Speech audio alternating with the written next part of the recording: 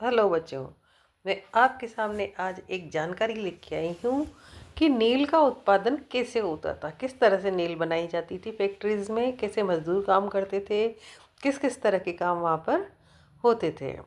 ठीक है, तो जो एक आप चित्र देख रहे हैं, ये देखिए बीटर वाट। ठीक है, ये उसमें फौज में काम करता हुआ मजदूर, ये देखिए ध्यान से। और किण्वन होद, ठीक है।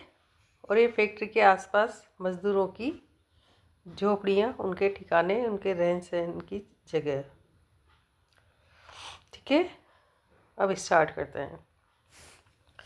नील के खेतों के पास स्थित नील का एक कारखाना।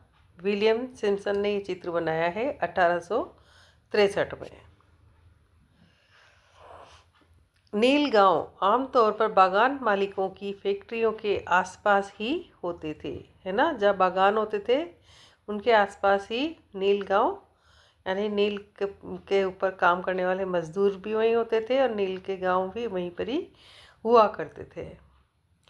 कटाई के बाद नील के पौधों को कारखाने में स्थित वैट्स यानी कि हौद में पहुंचा दिया जाता था। कटाई के बाद क्या करते थे कि जो पौधे होते थे उनको हौद में पहुंचा दिया जाता था। रंग बनाने के लिए 3 या 4 कुंडों की ज़रूरत पड़ती थी, है ना। इसमें देखो आप कुंड बने हुए हैं, ये तो कुछ 3 या 4 कुंडों की ज़रूरत पड़ती थी। प्रत्येक हौद का अलग काम था। नील के पौधों से पत्तियों को तोड़कर पहले एक कुंड में गर्म पानी में कई घंटों तक डुबोया जाता था। पत्तियों को तोड़ के एक हौद था, उसमें गर्म पानी डाल के फिर उनमें पत्तियां डाल दी जाती थी और इस हौद को किण्वन या स्टीपर कुंड कहा जाता था।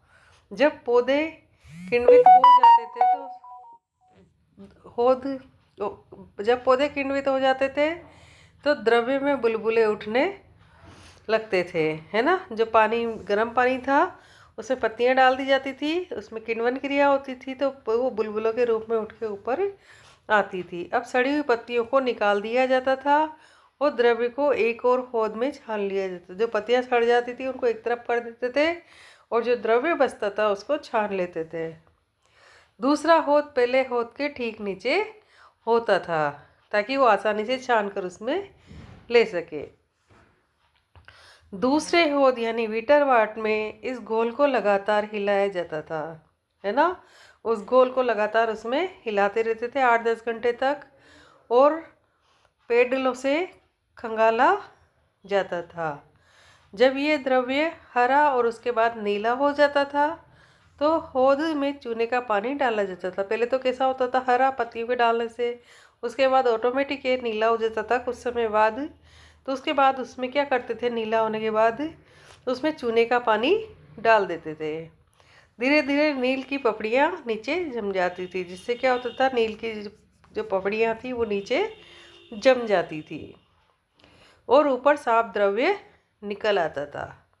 द्रव्य को छानकर अलग कर लिया जाता था और नीचे जमी नील की गाद, नील की लुगदी को दूसरे कुंड यानी कि निथारण कुंड, है ना, या जैसे अभी पानी को निथारते हैं ना अपन, इस तरीके से उसको नील की लुगदी को दूसरे कुंड यानी निथारण कुंड में डाल दिया जाता था। इसके बाद उसे निचोड़ कर बिक्री के लिए सुखा दिया जाता था। ठीक है, आगे देखते हैं अपन। हौद में घोल हिलाने वाला एक व्यक्ति का चित्र है यहाँ पे। ये इसके हाथ में कोई चीज़ है जिससे घोल को लगातार हिलाता रहता था। यह खड़ा नील मजदूर हौद में पड़े घोल को हिलाने के लिए इस्तेमाल होने वाला पेडल लिए खड़ा है। जो घोल करने वाला हथियार था, ये जो भी इस्तेमाल की जाने वाली चीज़ थी, इसको बोलते थे पेडल, है ना। उसको लेके ये खड़ा है। इन मजदूरों को 8 घंटे से भी ज़्यादा समय तक कमर तक भरे नील के घोल में खड़े रहना पड़ता था। कितना, 8 घंटे से भी ज़्यादा इनको बराबर इसमें काम करते रहना पड़ता था।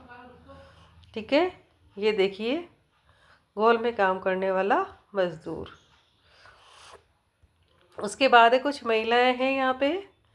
वो देखिए नील के पौधे को पौध तक औरतें ही ढोकर लाती थी, है ना। जो नील का पौधा है जब पौध में डाला जाता था, आपको भी बताया मैंने, तो उसको ढोने का काम करती थी औरतें। आगे देख लिए कि बिक्री के लिए नील तैयार है, तो वो कैसे होता था कि यह आप उत्पादन की आखिरी अवस्था देख रहे हैं। इतनी चीज़ तो हो गई। अब उत्पादन की आखिरी अवस्था में क्या होता है कि दबाकर सांचों में डाल दी गई नील को लुगदी को काटकर मजदूर उन पर मोहर लगा रहे हैं। जो दबाकर सांचों में डाल दी गई नील है, जो उसको लुगदी को काटकर मजदूर उन पर मोहर लगा रहे हैं, और पीछे वाले हिस्से में एक मजदूर इन टुकड़ों को सुखाने के लिए ले जा रहा है। देखो इसमें एक मजदूर भी बना हुआ है, ये जो उनको सुखाने के लिए ले जा रहा है।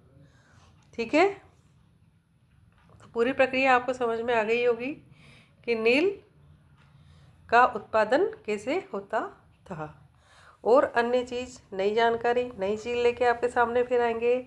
तब तक के लिए हमारे चैनल को लाइक शेयर सब्सक्राइब करें, कमेंट करके बताएं आपको हमारा चैनल कैसा लगता है।